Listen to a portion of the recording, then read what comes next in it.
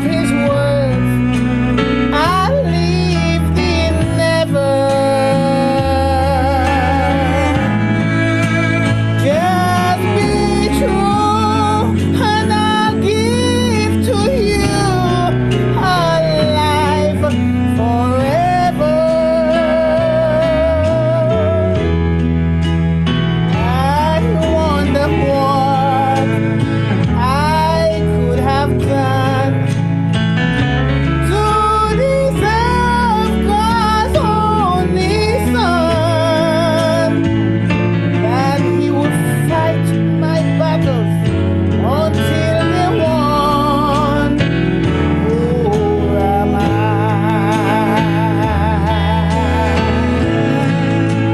Who am I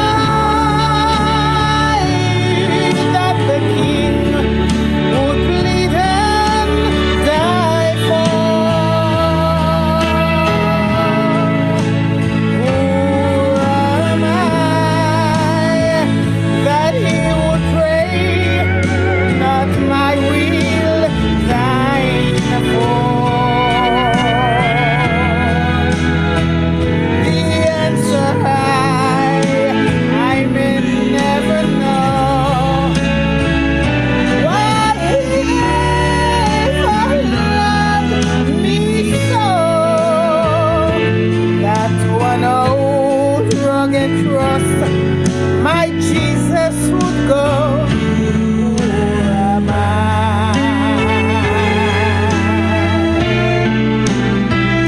that one old rugged cross he would go? Oh, who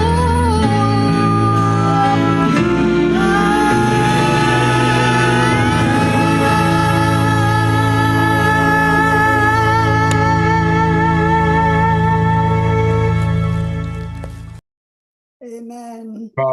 Amen. Amen. Amen, amen, amen. Give him praise and give him glory. Good night, ladies and gentlemen. Good night, brothers and sisters. Good night. Once again, it's a blessed privilege that we have to be in the presence of the Almighty God.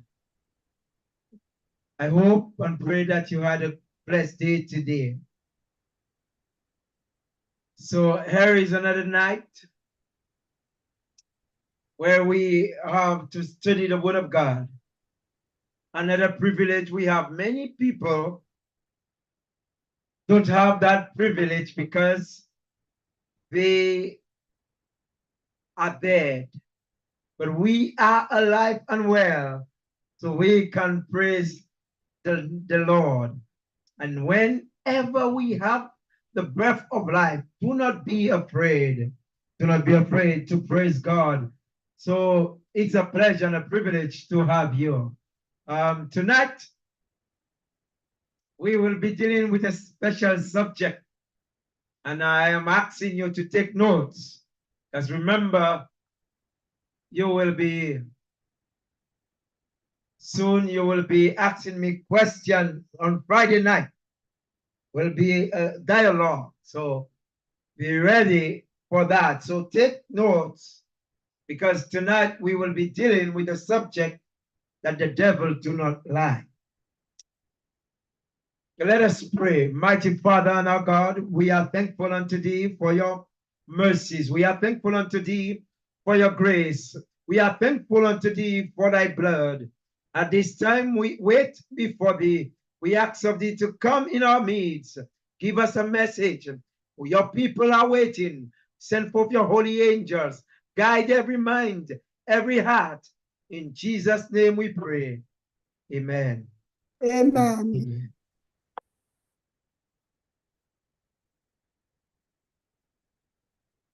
So remember, tomorrow night, we have a wonderful subject tomorrow night. And this subject is entitled, Hold On for the Seal Because of My Blood. Hold on for the seal because of my blood. So you cannot afford to miss tomorrow night. Invite your friend and come and be blessed. Tonight's subject is back to the word. Back to the word. We are a people of the word. You often hear that we declare ourselves as people of the word. And since we believe that we are people of the word, usually we take it for granted that we are privileged above others. So we as Seventh-day Adventists should not take it for granted. We should not take it for granted because we are maybe more advanced than others in the word. The word of God is mighty and powerful, and at no time should we, because God has blessed us, because we are the apple of his eye, to take it for granted that we could boast and say we have the word. We may understand the word more than others, but unless you and I apply these words into our hearts and into our life, we are no different than others. So I'm here to tell you tonight, the word of God is important. Come with me to Job chapter 23 and verse 12. In Job 23 and verse 12, we are told that Job says, neither have I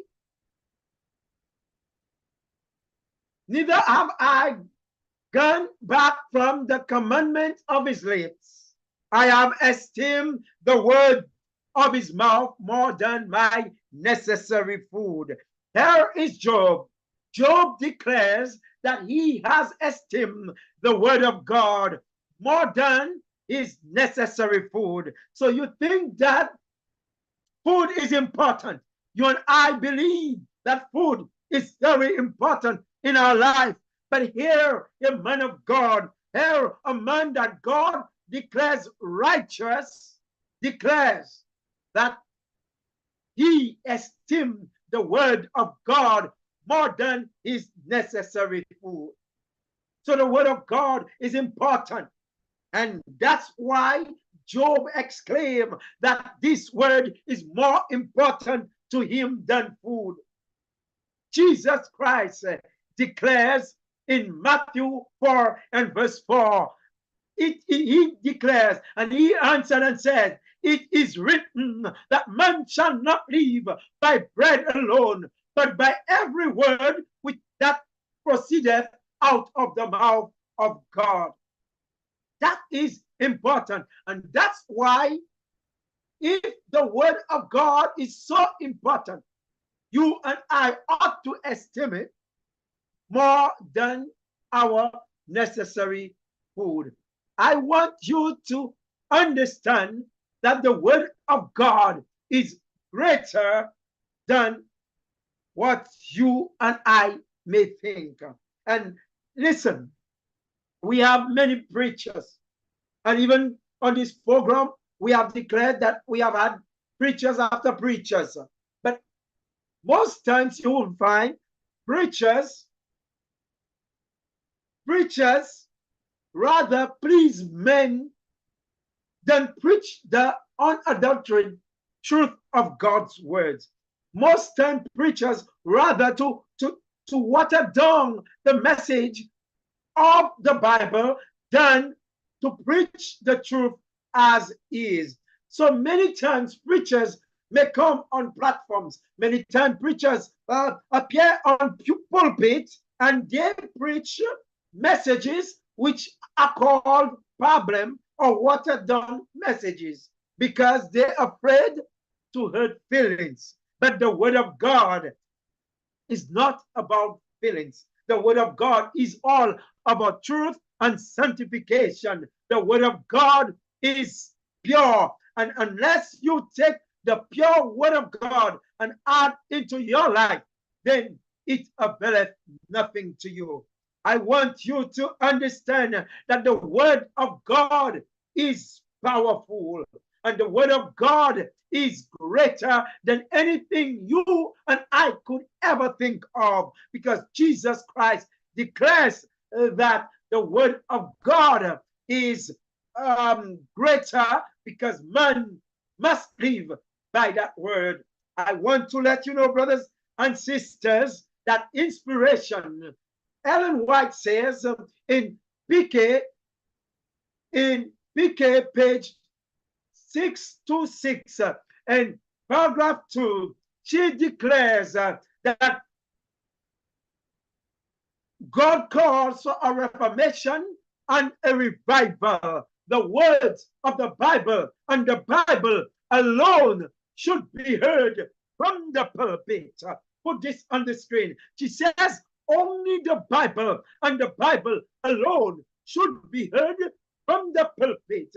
But she says that the Bible have been watered down. She says that the Bible has been watered down. Men have not been preaching that truth as they ought to. So inspiration says that this truth should be preached from the pulpit. Only the Bible, not what man thinks, not what man suggests, not opinion, not preconceived ideas, but the word of God must be heard from the pulpit. Why is that important? Because Jesus Christ declares that he has esteemed the word more than anything, even more than his own name. Come with me to Psalms 132, 138, 138, and verse 2. In Psalms 138 and verse 2, the Bible declares that the Bible says that I will worship towards the holy mountain, our temple, and I'll praise his name, his name for his loving kindness, for thou hast esteemed or magnified thy words above all thy name.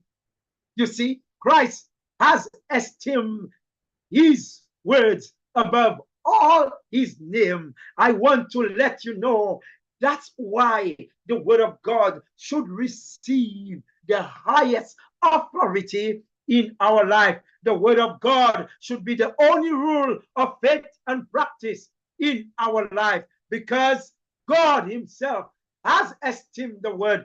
God himself has magnified the word above all his names. I want to let you know the word of God is important. There was a time a man by the name of Jeremiah, he was the prophet of the Lord, but then he was kind of frustrated. He was at a time, he was going through some issues with Israel, and Israel was burdening this prophet, and he says for a minute, Jeremiah declares in Jeremiah 20 verse 9, he says, then I said, I will not make mention of him, nor speak of his name, but his words. But his words was like a fire shut up within my bones. And, so Jeremiah felt the burden. He felt he would not talk about or speak on the name of God, but he says the word of God was shut up within his bones, and he was weary for well doing, and he could not stay. The word of God caused him to arise out of his sleep, or out of his burden, and he declares, I will speak on the Lord. And that's why he declares in Jeremiah 15 and verse 16, he declares that the word of God was formed, and he ate the word, and that word was unto him the joy and rejoicing of his heart. For I am called by thy name, O Lord God of hosts. He declares, he formed the word, and he ate that word, and that word was the joy and rejoicing of his heart. I want to let you know, ladies and gentlemen, the time has come for you and I to realize the word must get first priority in our life today. And when sometimes you are burdened like Jeremiah and think that you will just push the word aside, I want to let you know that it's time to arise when God is speaking through you and to you, that you may realize that the word must find remains, and that it may find that opportunity in your life. The word of God, the Bible says in Hebrews chapter 4, and I believe somewhere in verse 12, it says, the word of God is quick and powerful and sharper than any two-edged sword, piercing through the divine asunder of the soul and spirit, and of joints and marrows, and is a discerner of the thoughts and intent of the heart. The word of God is quick and powerful, beloved. Don't ever disregard the word. Don't ever disregard this, because if you disregard the word, then your soul is in jeopardy. I want to let you know that the word of God means everything. The word of God means life.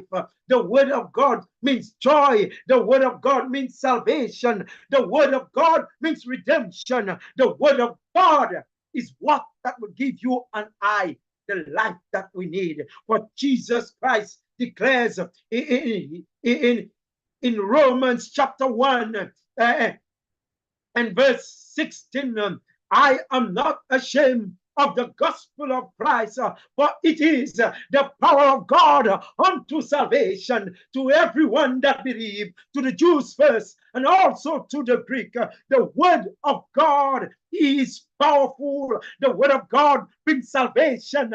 The word of God brings joy. The word of God is life in your life. That's why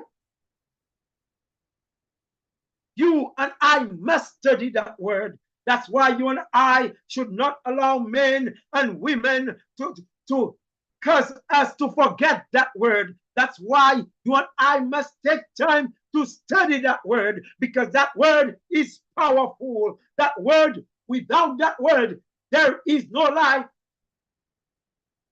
No life. Without that word, there cannot be eternal life. And if you think that's a joke, we will see that tonight. The word of God, there are men such as Zwingli, the great reformer Zwingli, like men like Martin Luther, men like John Calvin. In fact, Zwingli says in Great Controversy, we are told in 174 and paragraph 1, the scripture, said Zwingli, is from God, not from man, and the God that enlighten will give thee to understand that the speech comes from God. The word of God cannot fail. It is bright. It teaches itself. It discloses itself in all salvation and grace. The screen is letting me be faster than it. So Great Controversy 174, I said, so you could just mark it down. So we see Zwingli declares that. Zwingli declares that the word of God is not from man. The scripture, he says, is not from man, but from God. And the God that gave thee, that enlightened, will give thee to understand that the speech comes from him. The word of God is powerful. The word of God is quick and powerful.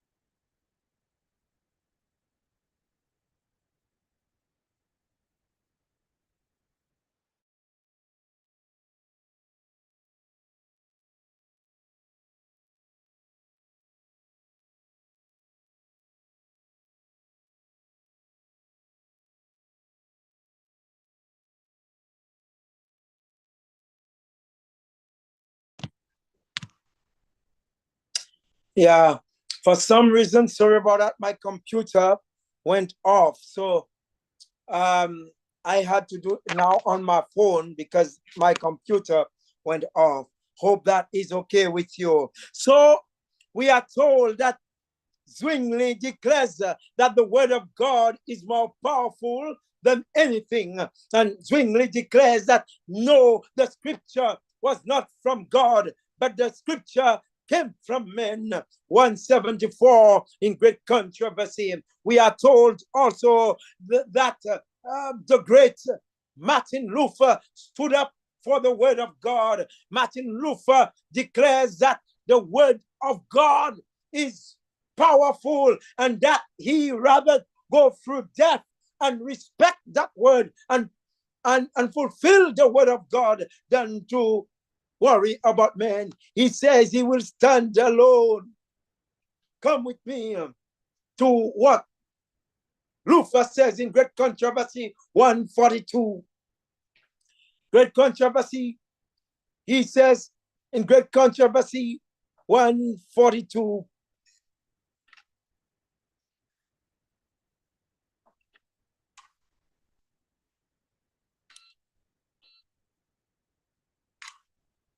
Let's go to paragraph 3. You're supposed to have the highlighted part.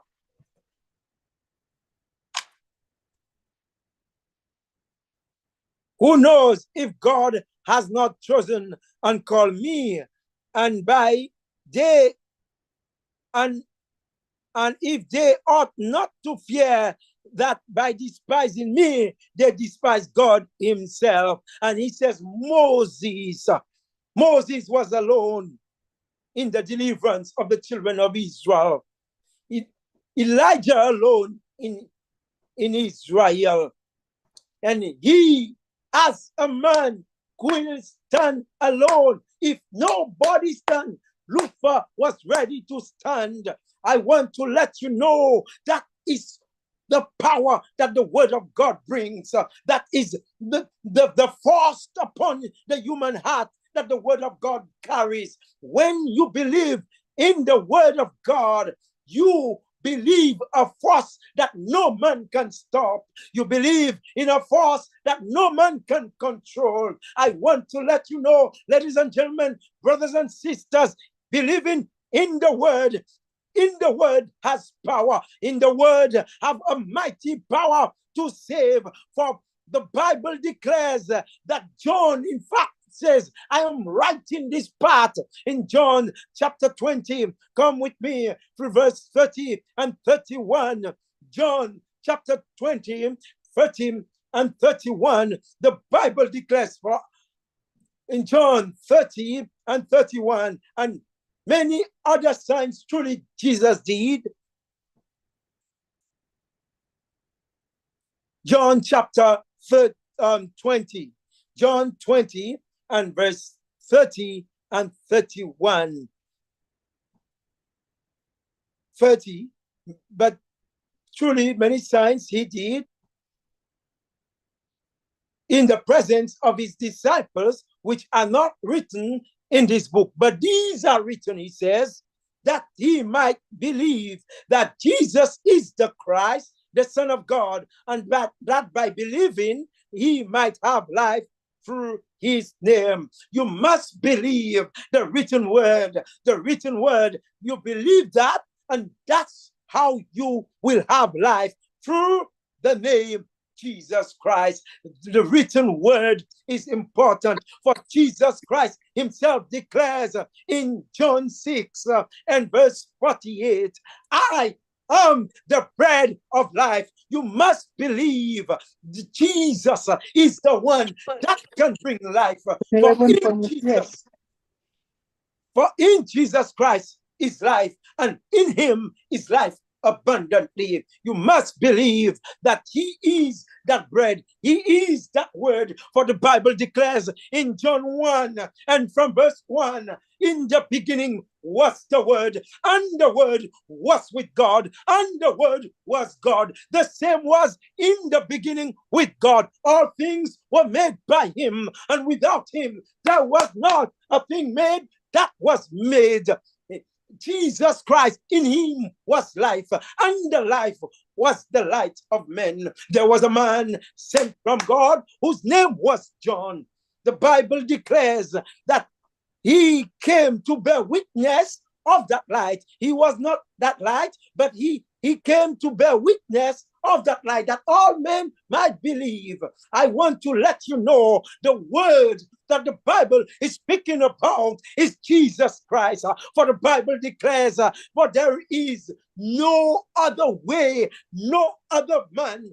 Jesus himself says that. He says, I am the way, the truth, and the light. In John 14 and verse 6, he is that way. There is no other way but the way of Jesus. There is no other man that could take you. For the Bible declares in Acts 4 and verse 12, neither is there salvation in any other, for there is no other name under the heaven whereby man can be saved. It is through that word, and that word is Jesus Christ. How do we know that?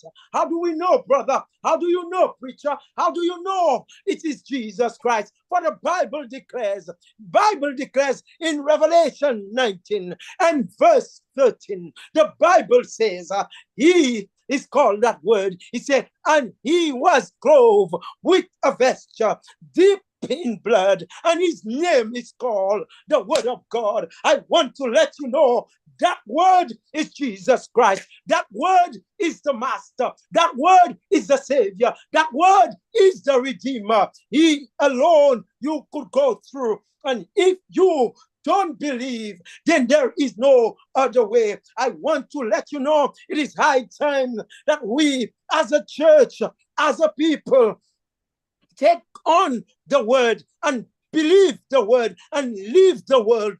We should not just preach the word, but we should possess that word. That word should be in us. Men and women should see the light through us. See that word is manifesting in us, because when you have Jesus, when you have receive Jesus as the word. For the Bible says in Philippians 2 and verse 5, let this mind be in you, which was also in Christ Jesus.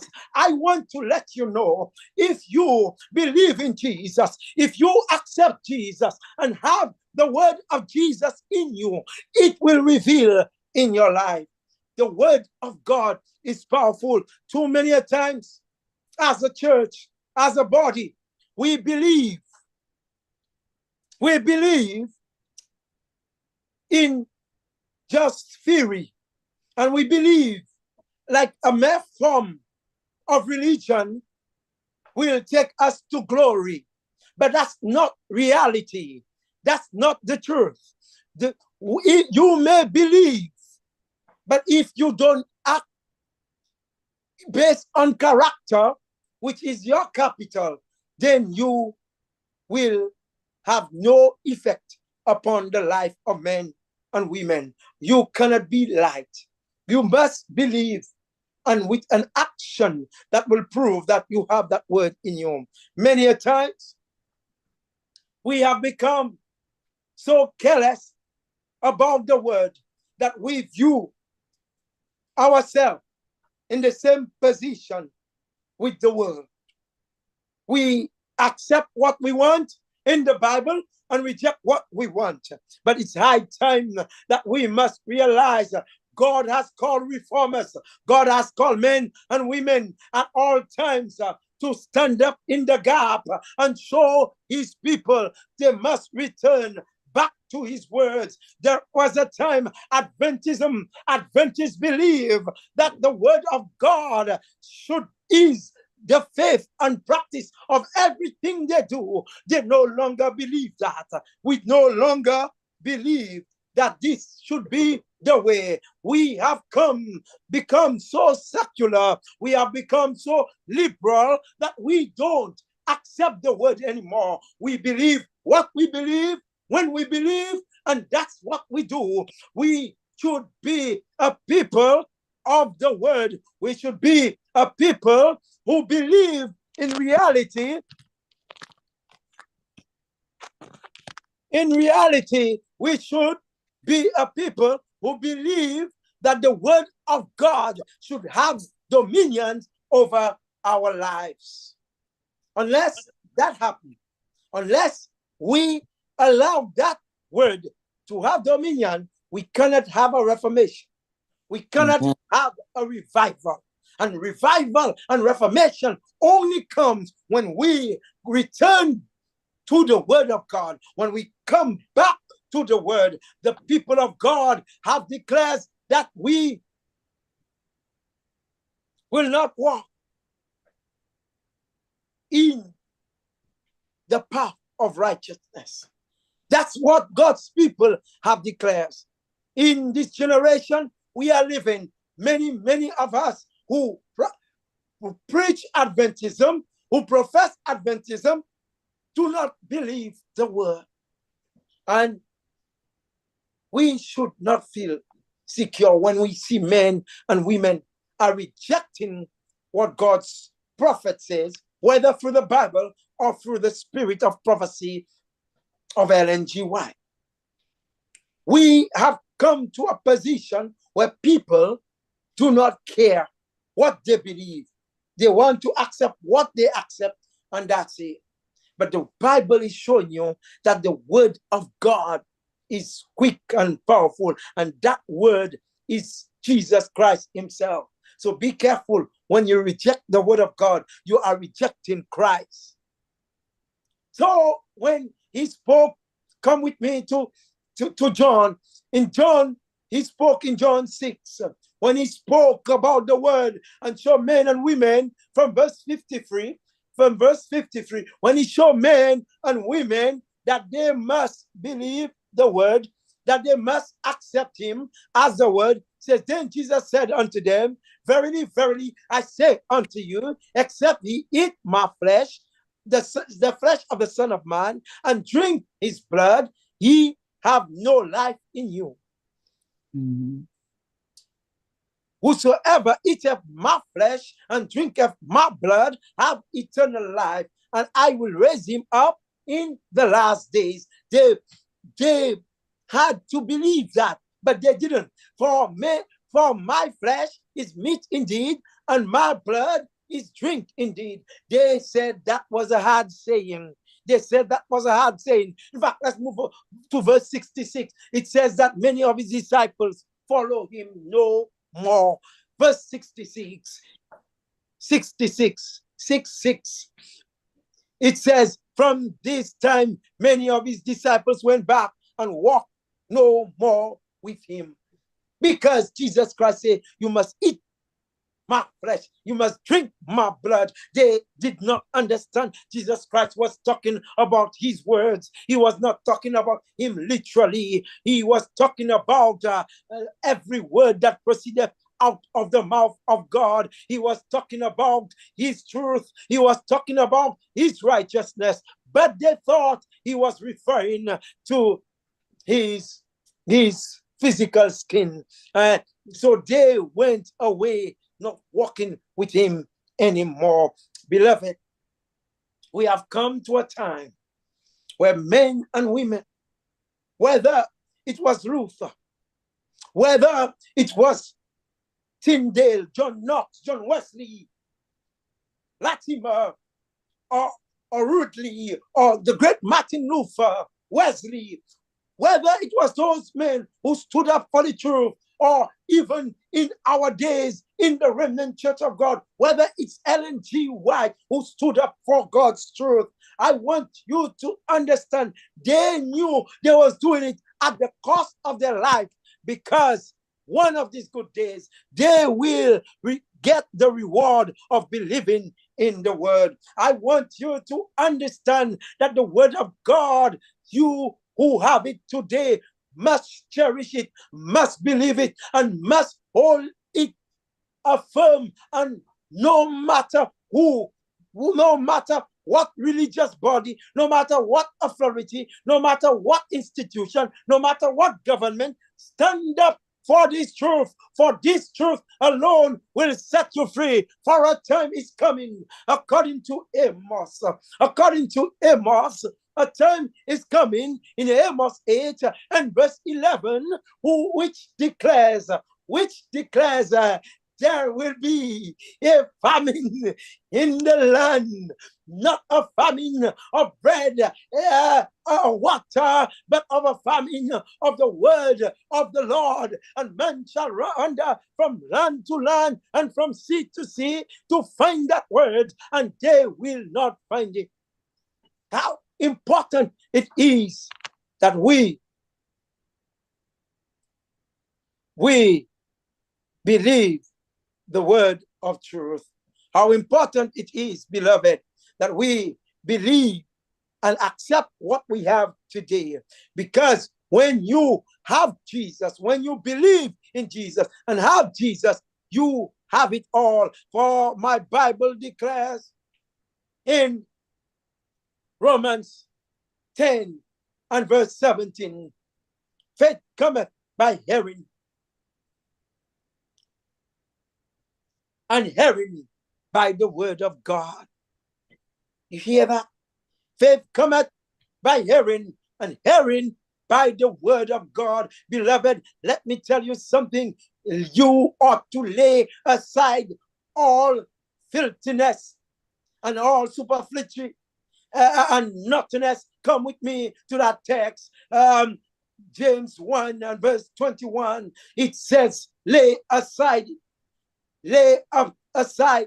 or apart all filthiness, superfluity, and nothingness, and receive with meekness the engrafted word, and what the word can do, which is able to save your soul.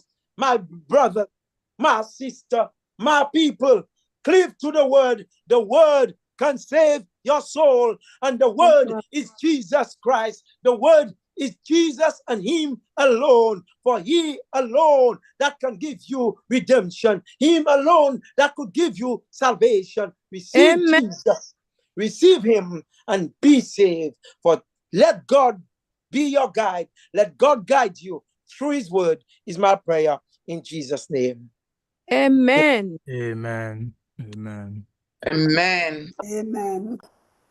Amen. Amen. Amen. Amen. That was powerful. That's wonderful. The word of God.